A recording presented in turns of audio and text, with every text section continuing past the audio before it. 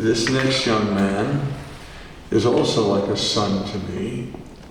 Absolutely drop-dead brilliant. He's an old soul. Old soul. At least 2,000 years. And God, I came across his genius a number of years ago and was just so completely taken by him that I hounded him to do an anthology, which we did called The Rattles and Other Poems. It's a phenomenal read. But without further ado, let me bring up Michael Rose.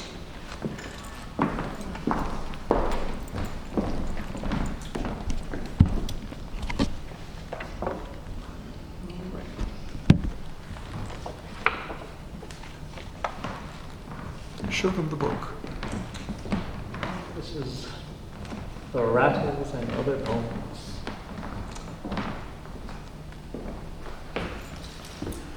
Okay. I don't know what I'll read for you guys precisely, but I'll begin with this. In the microphone. I don't know what I'll read precisely, but I will begin with this. It's called Can Anyone Seize This Sun? Legs crossed and cool, a bitter-mouthed, iron-tossed phalange. The symbolic beginning of a poem, the posture of a posturing poet.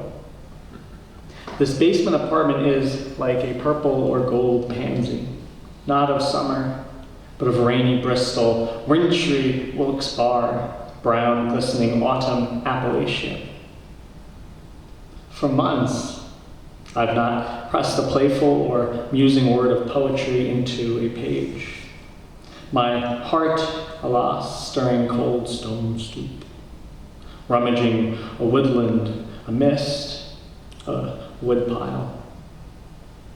Yes, I say it's felt much like a mist not often very wide, a mist also often wider than this world, and its hollow eyes and its sacred woods and its marvelous dirt, its June bugs, its bumblebees, and its yellow light and its green rain. Alas, anyone can seize this pine heart, absolutely anybody. The pine heart often thinks, the language bending and whispering, like some circuitous breeze or gnarled tree's knot.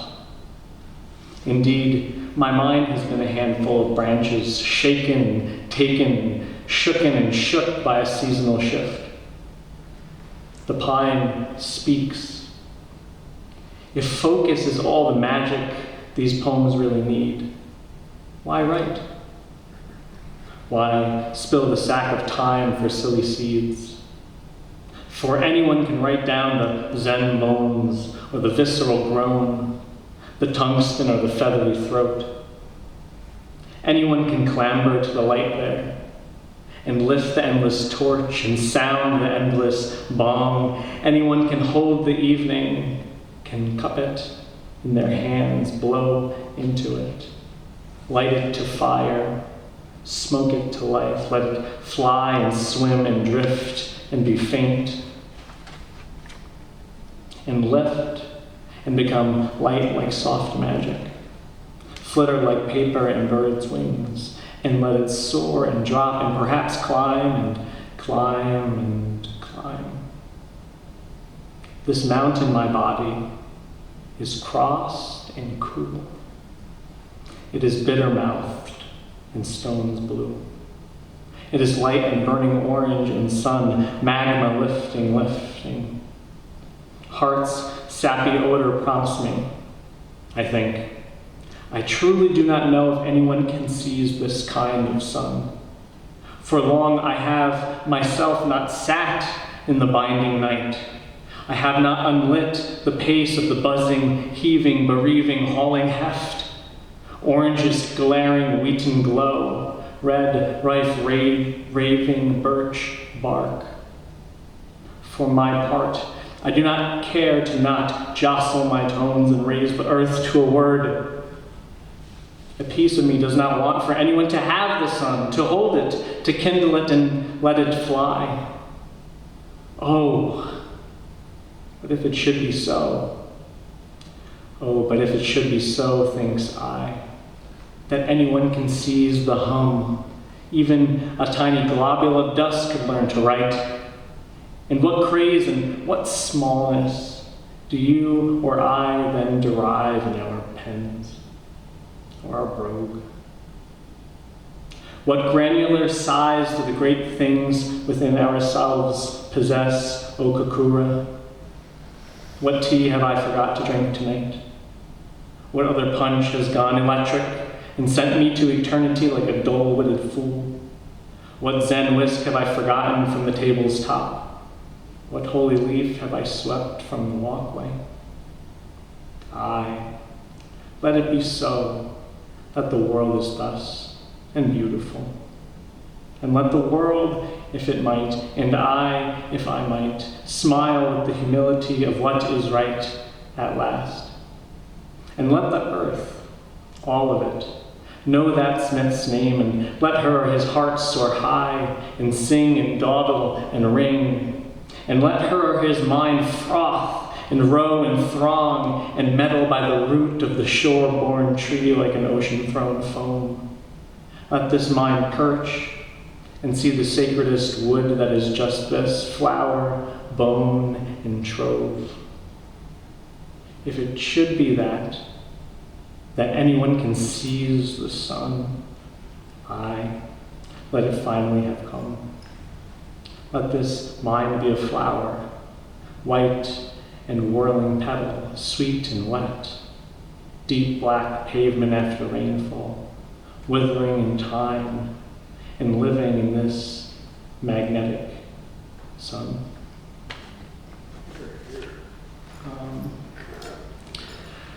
It's a poem about Shincha, sometimes called, mostly by most called Sencha. This poem is called Sencha. When wine burbles, the barrels and fields drink yet again. They, after all, have built the wine. The wine is their making. I picture now the hands of the leaf rollers and pickers. I see their faces, sometimes consternated, focused, other times joyous and sure, perhaps unhappy and wanting more, missing mother, regretting what they said to father. The light beats down and brings the camellia to life.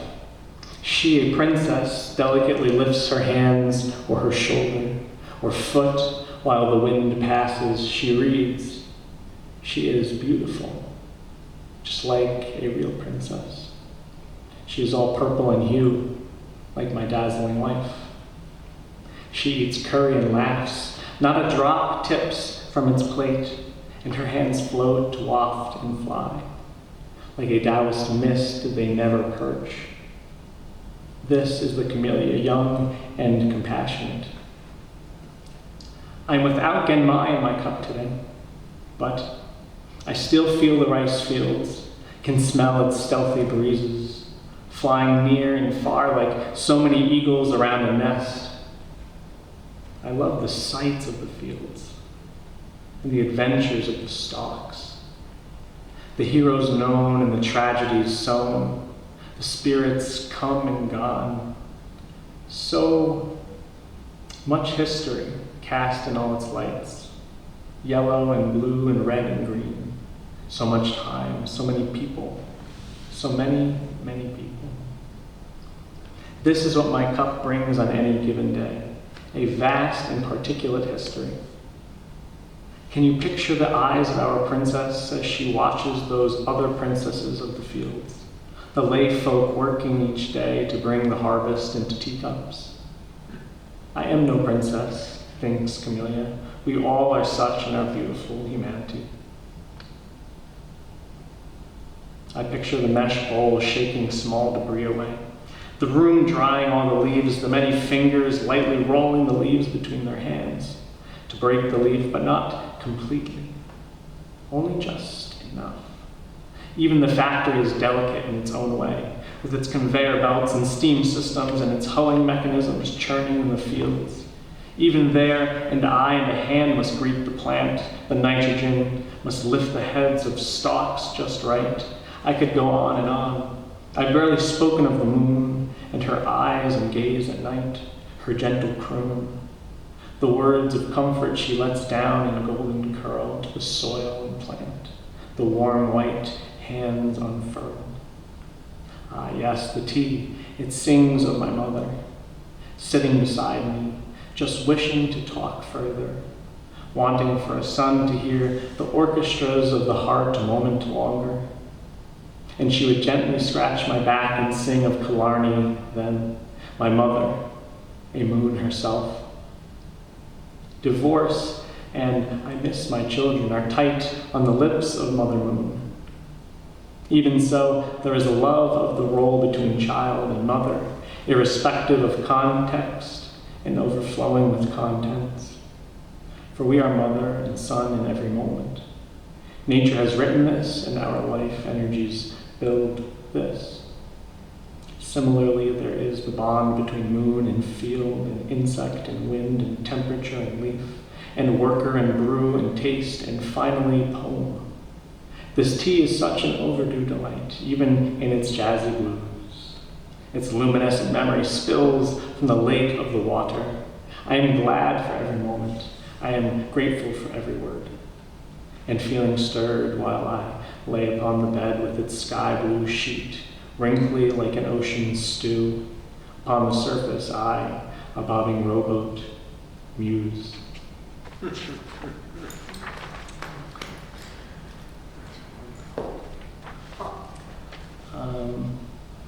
I read this fairly recently. This is called Can Virtue Be Taught?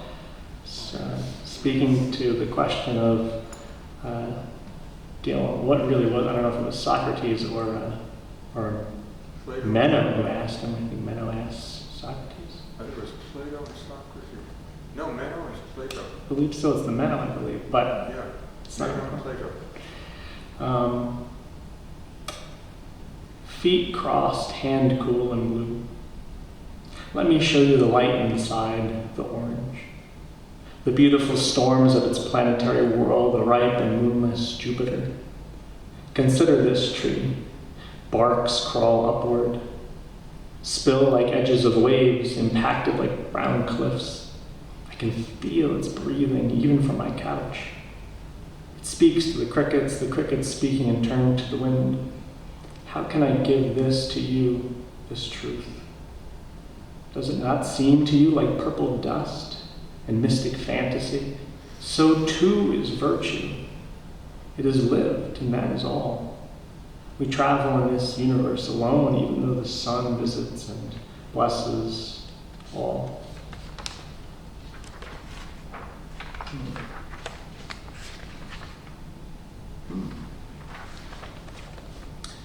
What color is passion? Interesting. What color is passion?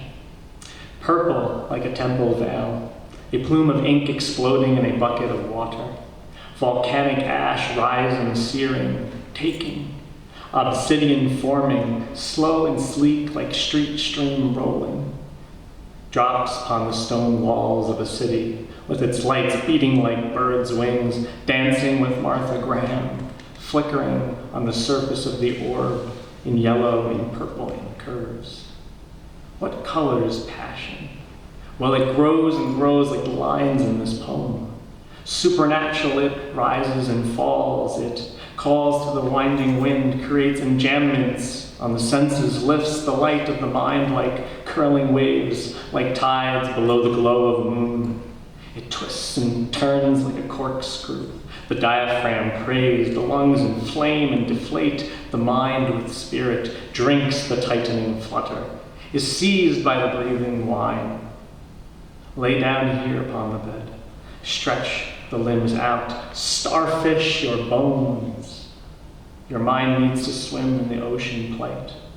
Grow, grow, grow. Passion leads us, eyes upon a destiny, time upon a scale. You cannot escape the elliptic hold, the gold arch, the inner fingers pizzicato of a heart's chord.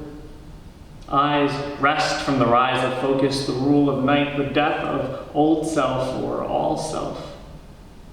For a shout has come. It boils and it steeps.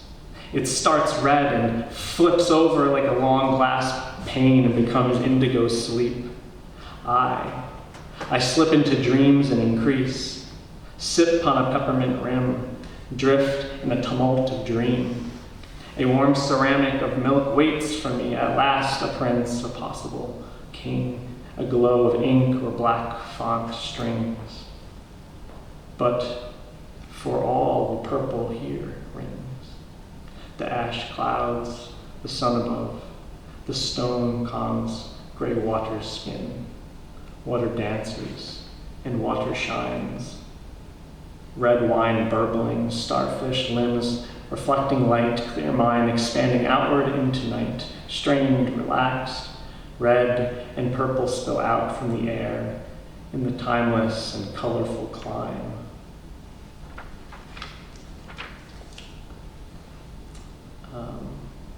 It's called anxiousness.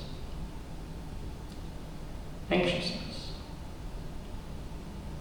The hiss of the stream in the quiet of the rock bed. In the doorway of the bedroom, the wife's blue exit. The crunching of powdered popcorn to the greedy. I remember that. Okay.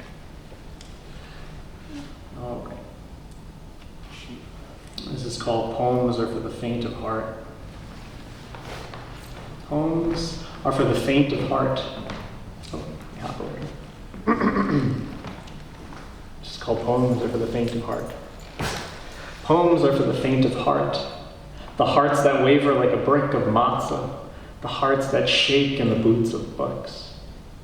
Where is the time to be got from which a novel might be written? A short story. I feel again like a lover of Trojan princesses. What might I risk for the folly of a single page? Do not the marine fleets of Agamemnon broach upon the blue waters of our ambitions like shapely bronze of spearheads? Where is my own Achilles heel? In the whispering horse or in the sails of the ships? This quaint little ship pines to leave the island's riptide and greet continents. Here, in a poem, the heart can drift and be faint and quiet and brief. Here, in a poem, the heart can muster the peace of some silent and waiting prince.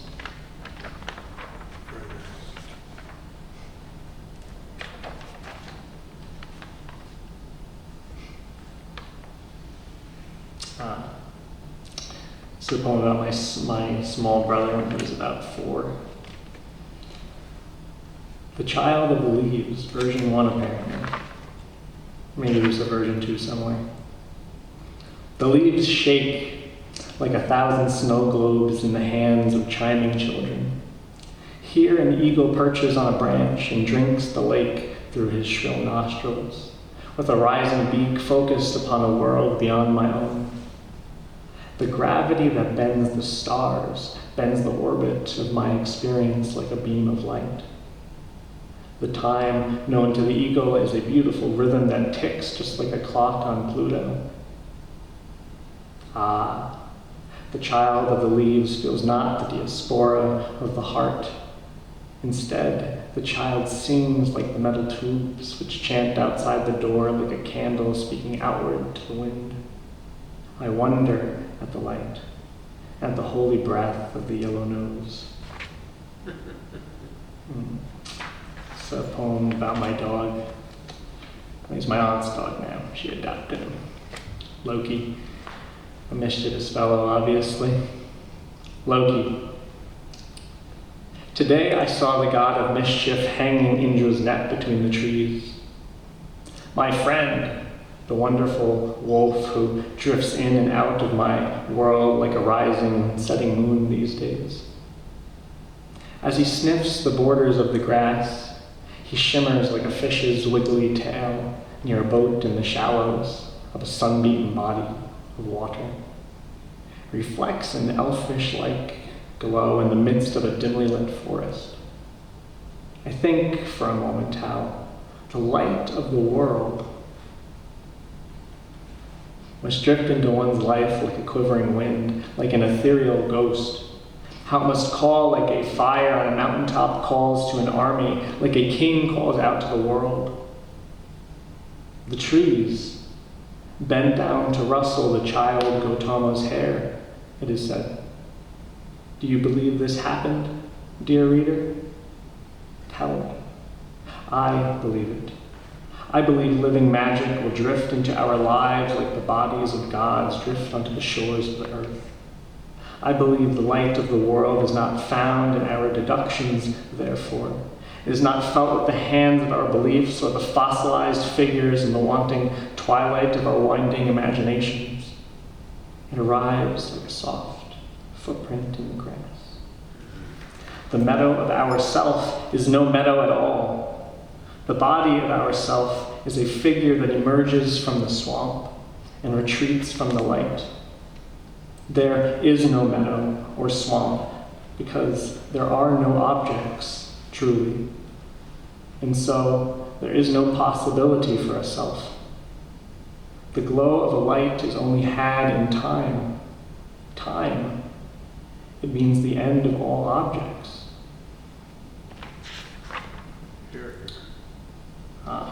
Before starting work,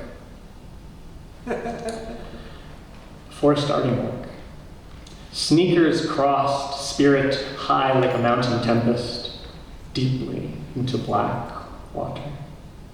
Night steps upon trees bent, sleeping in earthly cafe. Stalks of clavicle, like stooping blade of grass, remain erect, low light hobbling on a timber plain, yellow astral smoke in heavenly Jupiter, there falling a single water droplet.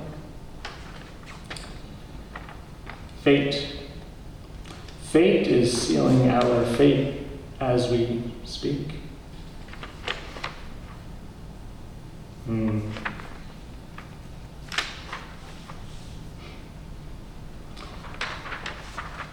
Another poem, not quite on anxiousness, but on nervousness. Nervousness. My fingers, Tesla coils. See stringy sprouts spill like potato spuds, and a violet light drinks the walls and caresses the earth of my spirit. I will tame the cauldrons of the dwarf masters, now contain the nervousness that suspends my mind before the tasks of the smith and makes it quake like angry molten in an iron cast. The truth, the truth, the truth. This derives from a domestic dispute. The truth, the truth. She whispers while the word games we build crawl upward into the sky of the self, like an infinitely tall pillar of stacking cards. A building that pierces through the eyes of cirrus clouds like the spokes of a turning wheel. While we wrangle with our words, our hearts rise into our mouths, and we feel the dispassionate gaze of the conqueror within us, the one who conquered truth and packed him away in suitcases below the concrete, where then not a tremor was able to rise and to greet sun, to sizzle like a raisin moistening on the tongue of man. Words bind the back of the truth the way a cask might bar fine wine from a shrinking pair of thirsty lips, very ironically. Indeed, Fortunato knew not his poor fortune.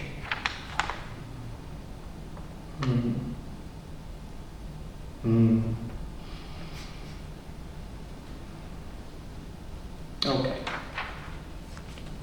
This is called NonSouth, a heavy Buddhist theme running through some of these poems. Non-self.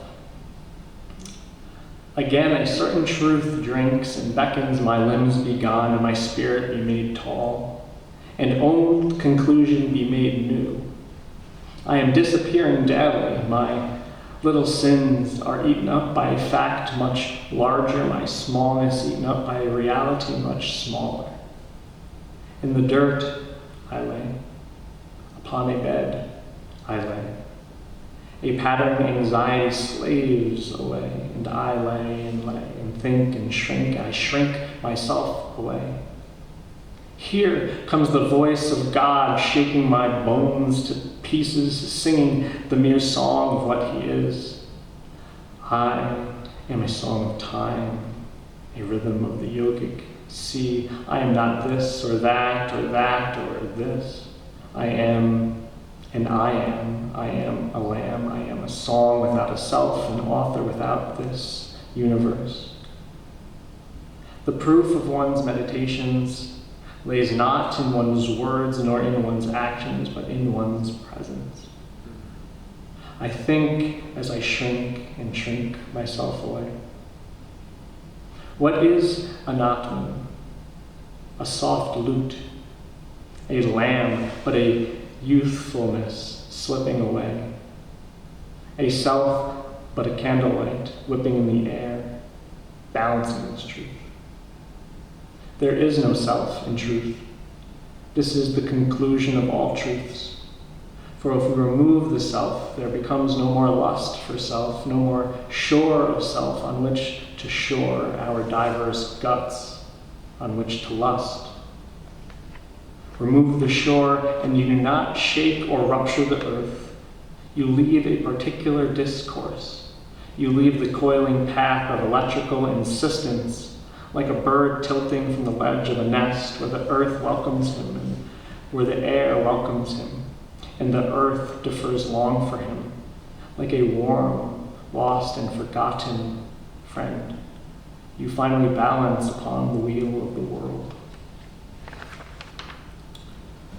Oh, I like this poem, but it's too long. We'll come back to it perhaps.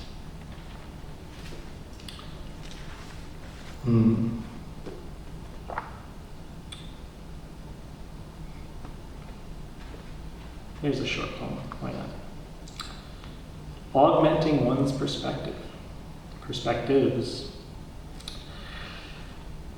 Every so often in the midnight hue light, in those countless tall voices which glare rare or stare square at some ocratic might, there stand large black dripping anchors from some swamp in the mind. I typically find that this next poem, called The Moon Song Swing Song, is an unfinished poem. I have a sense that I believe I had finished it, but I have a sense that I will write more to it. But here it is. The Moon Song's Swing Song. I move to the Moon Song's swing song. I ask solely that we hear one another, stand untethered, be unfettered, move with all moonlight's bites, nipping with all the nocturnal gnats at our backs. When did the goddess's fingers become a freight 1,000,000 miles long? Where have we gotten our ancient bones thrown? Rivers, tides, ocean, and winds, where now do we go? Against the son of the sun's son? If so, where is the mythic mountain we wish to climb up? Without our mental gravitational hole, complaining it is unwhole.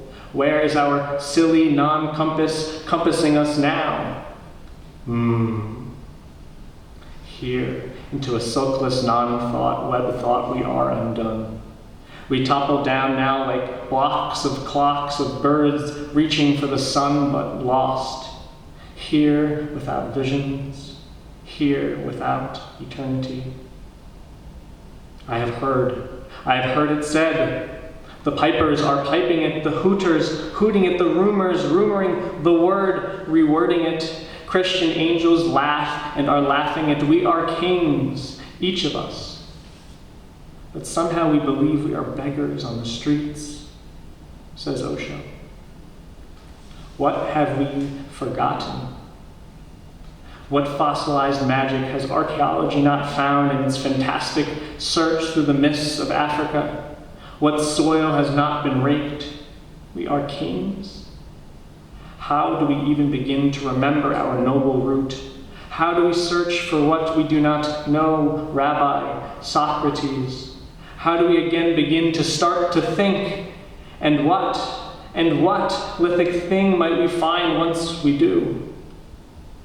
Dithyrambic drummers beat the beatings of ancient wings on leather-bound book backs. They beat pens on parchment and heads on old enlightenment. They tell us we are there, nipping at its heels, and that we are again coming to remember what is Atman once again.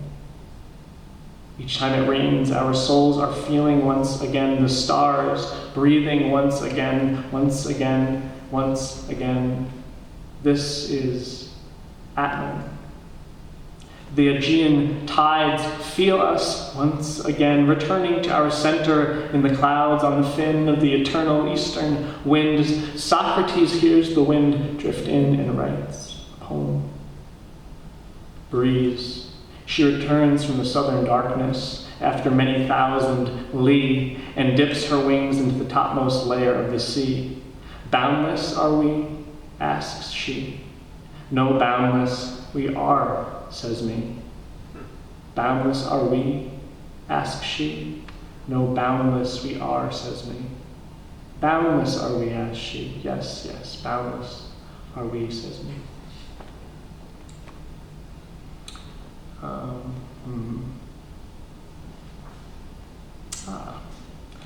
I read this to a student of mine recently, teaching her about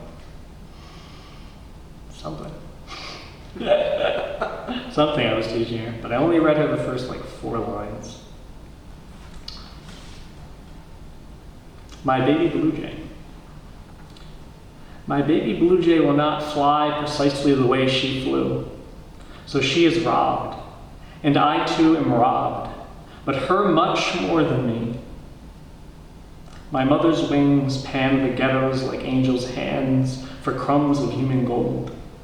Her heart was filled with more than 1 billion empty cans where creaks of New York's quiet suffering came to her to accept needed shoes.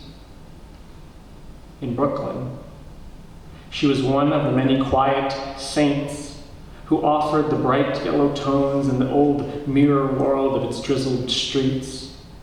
She offered tireless footsteps in the wanting of that lonely New York moonlight.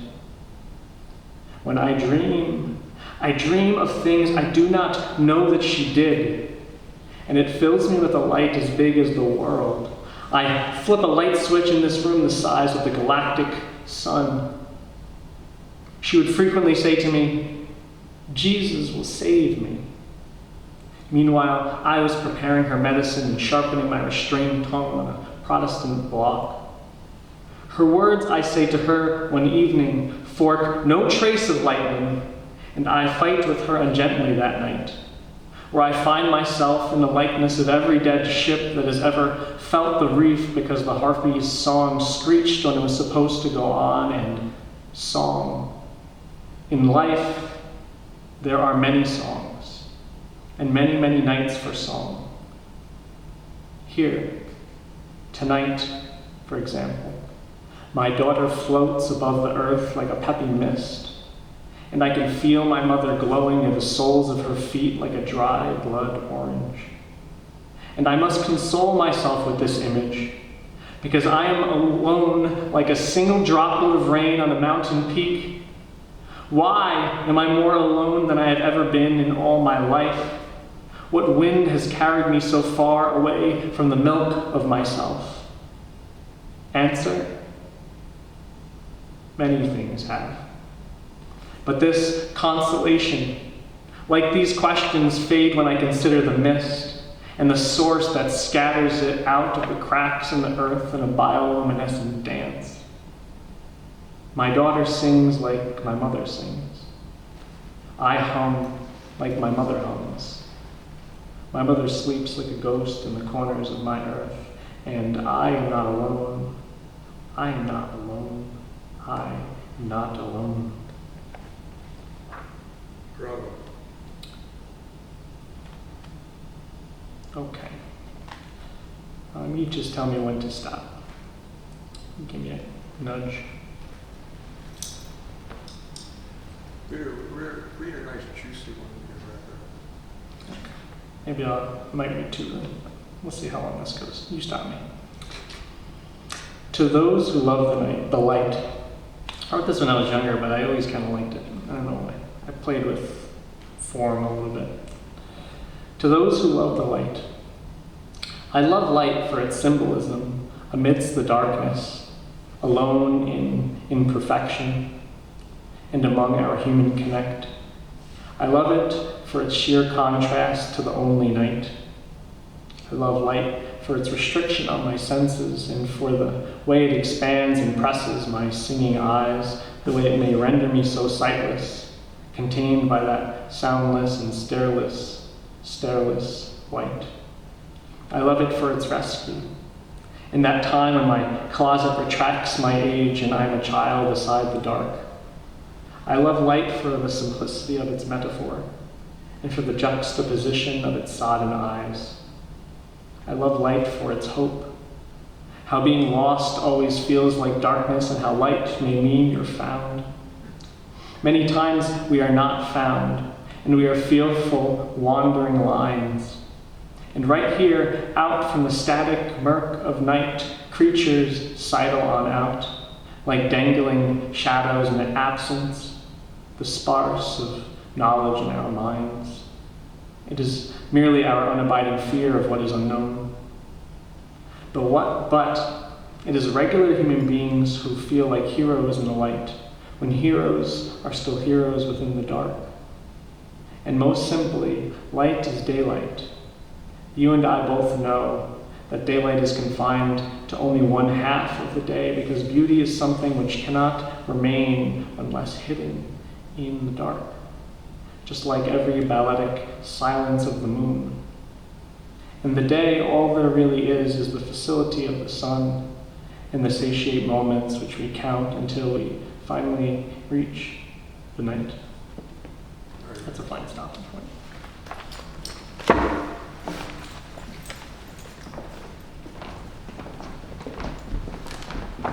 Well, there it is. Thank you, Michael Rose. Thank you, Christopher P. Gazint. Thank you, Jess Patak. This is a very special group, highly evolved, who have dedicated their entire lives to document the proofs of their meditations. Join us, be part of us, learn from each other, and hopefully I will see you next month. Peace.